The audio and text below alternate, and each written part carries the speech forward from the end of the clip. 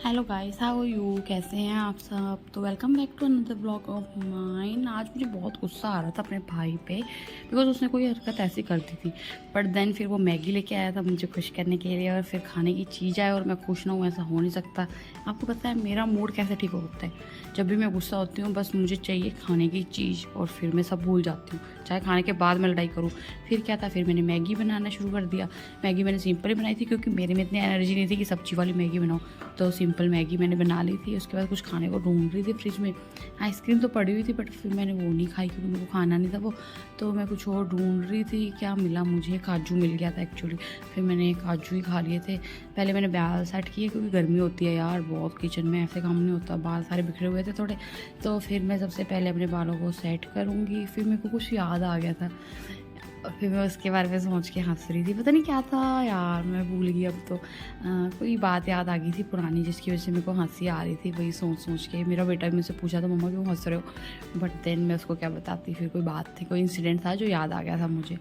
फिर उसके बाद मैंने काजू खाया और ऐसे में मेरी मैगी बन रही थी।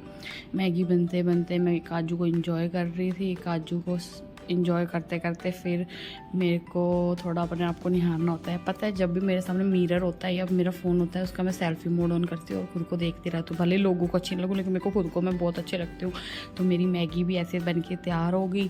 फिर मैगी बन के तैयार हो गई, सिंपल ही बनाई थी मैंने, ज़्यादा पानी भी नहीं डाला था। तो फिर मैंने क्या करना था, सर्व कर दिया सबको। ये रही मेरी मैगी। और फिर बस मैं मैगी को एंजॉय करूँगी, अब खाऊँगी। वैसे मैगी तो मुझे लगता है मोस्टली लोगों का मूड ठीक कर देता है, बट ये हार्मफुल होता है, खाना नहीं चाहिए।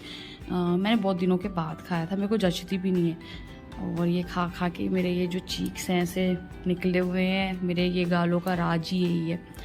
बस फिर मैगी खाने में मज़ा जो आता है वही मज़े ले रही थी। ऐसे मुझे ना लौंग वाली पसंद है, तोड़ के नहीं बनाती मैं, ऐसे लौंग लौंग वाले ये फोक के साथ खाने में मुझे बड़ा मज़ा आता है।